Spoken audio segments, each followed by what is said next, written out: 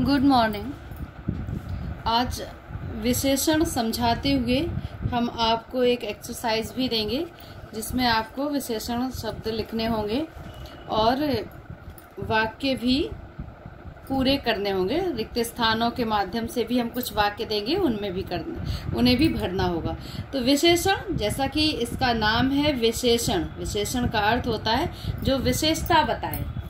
किसकी विशेषता बताए? संज्ञा या सर्वनाम शब्दों की विशेषता बताने वाले शब्दों को विशेषण कहते हैं। विशेषण किसे कहते हैं बच्चों? जो शब्द संज्ञा अथवा सर्वनाम शब्दों की विशेषता बताते हैं वे विशेषण कहे जाते हैं। ठीक है। संज्ञा सर्वनाम, राम बहुत अच्छा लड़का है, सीता बहुत मेहनती लड़की है, या उसके वस्त्र पीले रंग के हैं, उसका पेन काले रंग का है, वह लड़का 4 किलो आम लेकर जा रहा है, वगैरह वगैरह। तो इस तरह से ये सब चीजें हैं, सर्वनाम अथवा संज्ञा की विशेषता बताते हैं। विशेषण के कितने प्रकार होते हैं बच्चों? आपने पिछली कक्षाओं में पढ़े हैं। विशेषण के 4 प्रकार होते हैं। भेद, हम जल्दी से शॉर्ट में पढ़ा रहे हैं आपको। भेद होते हैं 4, नंबर 1, नंबर 2, नंबर 3, नंबर 4। तो नंबर 4 चौथा है विशेषण का प्रकार गुणवाचक विशेषण। ठीक है। गुणवाचक विशेषण में आता है गुणवाचक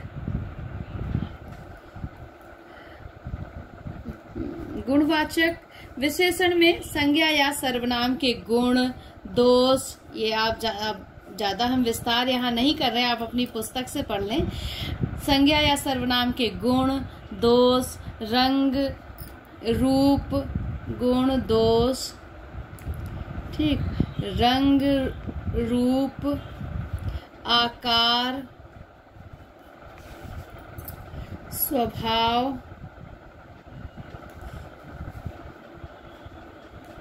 आदि बहुत सारी चीजें आती हैं इसमें। स्पर्श भी है, बहुत सारी चीजें इसमें आती हैं गुणवाचक विशेषण में।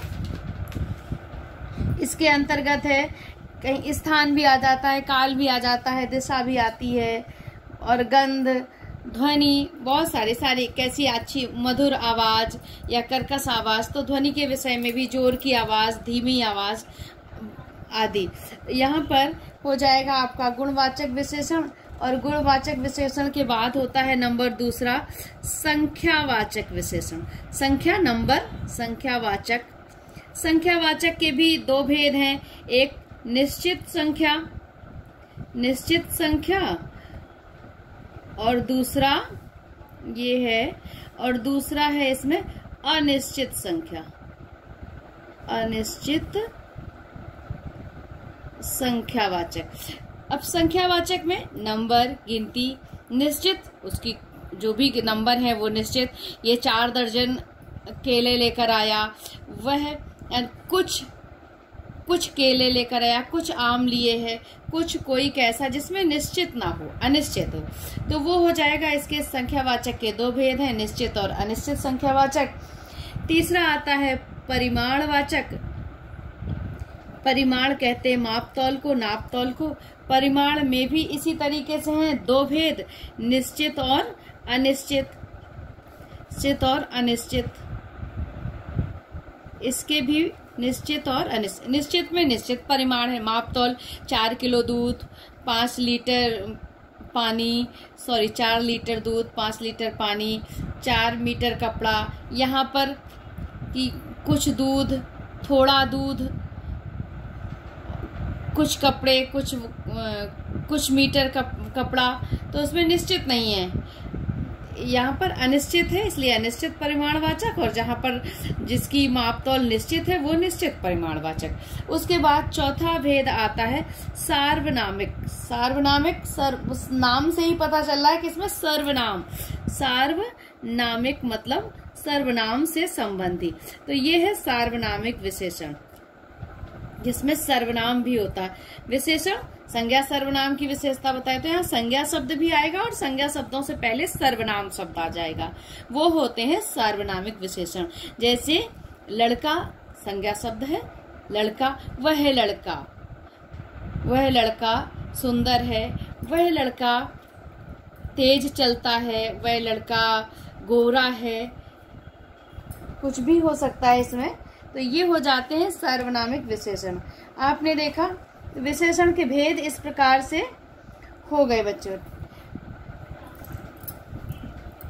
यहाँ पर सार्वनामिक में भी कुछ लोग मानते हैं निश्चित अनिश्चित, लेकिन आपने पिछली क्लासेस में जैसा पढ़ा हो तो इस प्रकार आप समझ लीजिए विशेषण वे होते हैं जो संज्ञा और सर्वनाम शब्दों की विशेषता बताएं। विशेषण के 4 भेद हैं, गुणवाचक, संख्यावाचक, परिमाणवाचक और सार्वनामिक विशेषण, जो सर्वनाम शब्दों के साथ में संज्ञा शब्द भी हों और सर्वनाम शब्द भी होते हैं। अब यहाँ पर होती है कि विशेषण की अवस्थाएं भी होती हैं। विशेषण की अवस्थाएं, विशेषण की अवस्था आपने पढ़ा हो शायद पिछली कक्षा में। विशेषण की 3 अवस्थाएं होती हैं, 3 अवस्थाएं। अवस्था 3 अवस्थाएं होती हैं,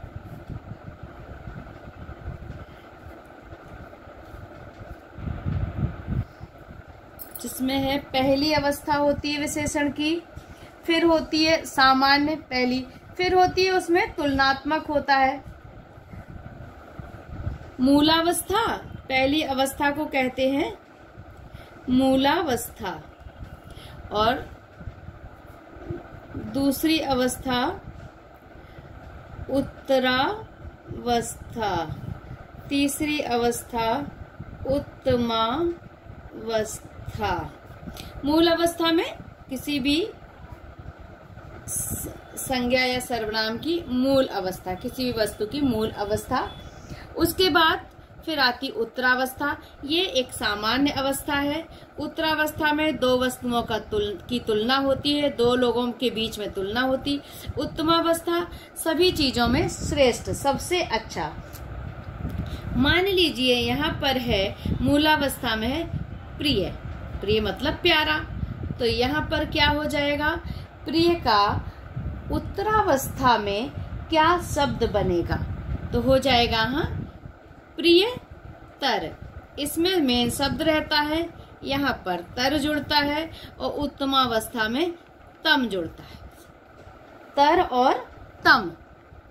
यहाँ पर हो जाएगा, ये तो था प्रियतर, प्रियतर का मतलब होता है उससे भी अच्छा, उससे अच्छा, किसी से बताया जाए उससे प्रियतर।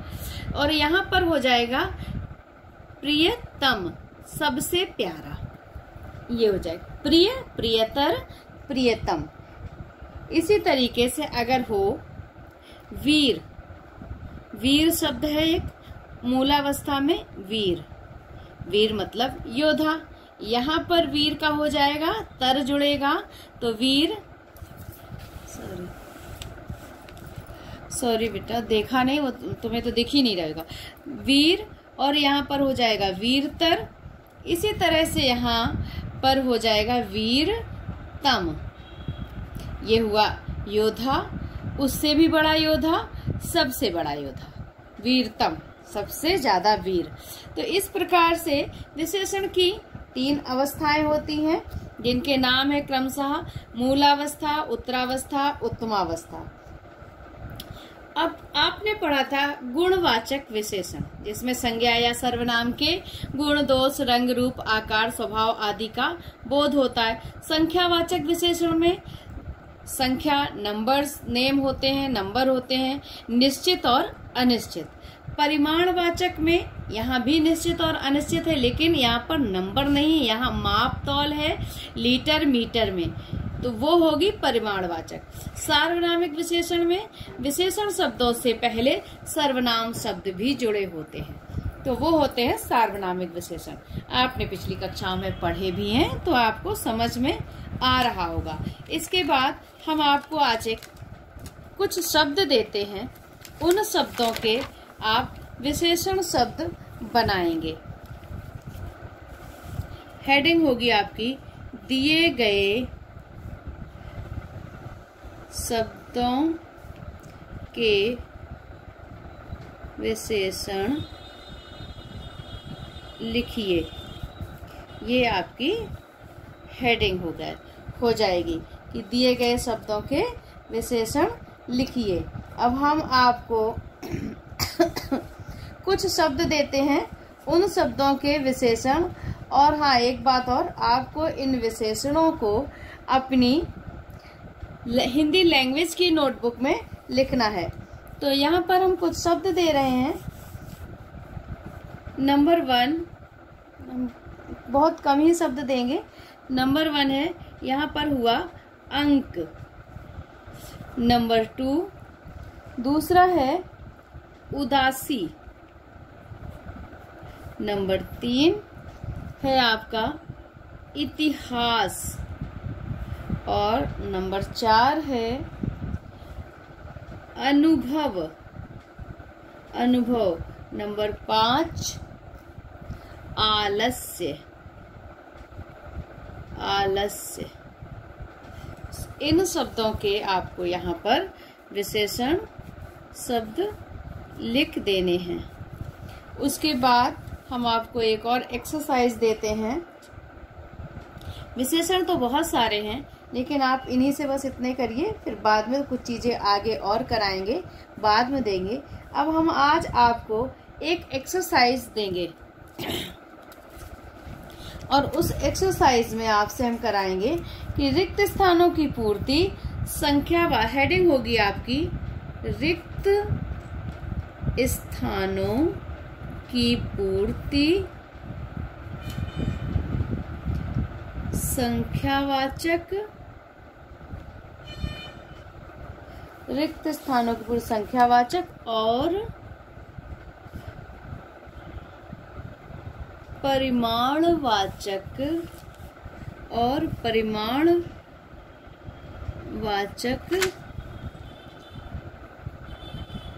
शब्दों द्वारा कीजिए।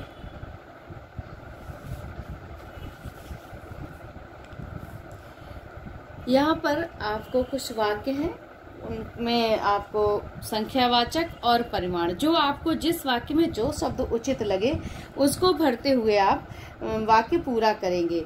नंबर 1 वाक्य है एयरफोर्स स्कूल में। किसी का भी स्कूल का नाम लिख सकते हैं। स्कूल में, फिर खाली स्थान, 1000 विद्यार्थी पढ़ते हैं। अब यहाँ पर आपको संख्या लिखनी है, ठीक है। यहाँ पर संख्यावाचक आएगा कि एयरफोर्स स्कूल में कितने भी 1000, 4000, 5000 विद्यार्थी पढ़ते हैं। ये एक हमने बता दिया। यहाँ 1000 से आ रहा था कि आपको संख्या देनी है। मान लो नहीं भी होता, विद्यार्थी पढ़ते हैं, तो आप अपने मन से संख्या डाल देते, कुछ भी लिख देते। नंबर 2 वाक्य है बच्चों,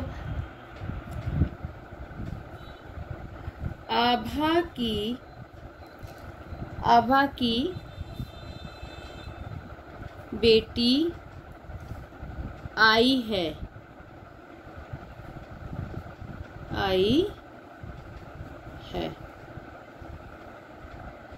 फिर उसके बाद है नंबर 3। अब इसको आप खुद से लिखेंगे।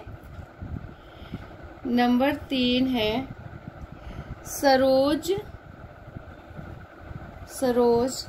खाली स्थान टमाटर लाई है। नंबर 4 है सुमन ने, फिर खाली स्थान, कपड़ा खरीदा।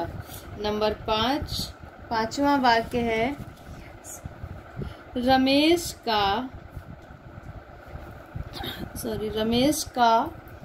और बेटा इंजीनियर बन गया। रमेश का बेटा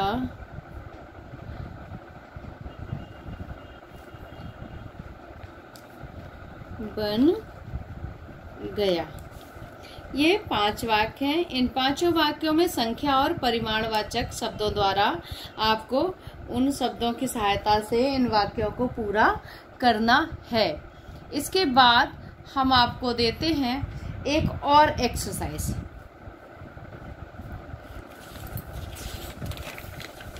एक और एक्सरसाइज देखते हैं, यहीं पर आ जाए तो बेहतर है।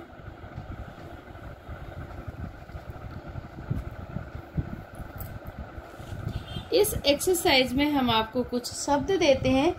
उन शब्दों के माध्यम से आपको वाक्य प्रयोग करने हैं। शब्द हम आपको दे रहे हैं। ये हेडिंग होगी आपके पास नीचे लिखे शब्दों,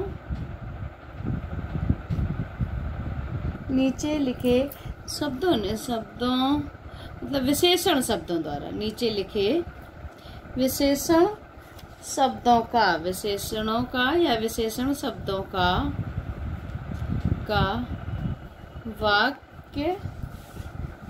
वाक्यों में प्रयोग कीजिए। यहाँ पर हम कुछ शब्द लिख रहे हैं। उन शब्दों से आपको वाक्य बनाने, हिंदी लैंग्वेज की नोटबुक में ही ये सारा काम होगा। तो शब्द है नंबर 1, हम आपको शब्द दे रहे हैं आलसी। और नंबर 2 शब्द है भयभीत। नंबर 3 शब्द आपको हम देते हैं ईमानदार। इन 3 2 और कर दें, एक चौथा और एक 5वां शब्द। एक चौथा शब्द है पढ़ाकू। और नंबर 5वां शब्द हम कर देते हैं आपको रंगीन। इन शब्दों को वाक्यों में प्रयोग करना है आपको। इन 5 शब्दों से आप वाक्य बना देंगे। और ये सारा काम अपनी लैंग्वेज की नोटबुक में करिए। अगले वीडियो में हम इनके आंसर डिस्कस कर लेंगे और आपको दूसरी चीजें और बताएंगे। हमें हॉलीडे होमवर्क भी देना है अभी आपको, कि आप छुट्टियों में जैसे क्लास 10th को और क्लासेस को प्रोजेक्ट मिल रहे हैं दूसरे सब्जेक्ट में, तो आपके हिंदी में प्रोजेक्ट ना देकर हम आपको निबंध और कहानी दे सकते हैं। निबंध, कहानी या पत्र। अभी तक ये चीजें आपको नहीं कराई गई हैं। तो ये सारा हम आपको अभी अगले वीडियो में आपको बताएंगे कि आपको कैसे निबंध लिखना है, किस तरह से अगर स्टोरी, कहानी लिखनी है तो वो कैसे लिखनी है, या पत्र। ये हम निश्चित करके आपको अपने अगले वीडियो में बताएंगे। तो आज के लिए इतना ही। इतना सारा काम आप नोटबुक में तैयार रखिए। अगले वीडियो में हम इसको करेक्शन भी करवा देंगे। ठीक है? Okay, thank you.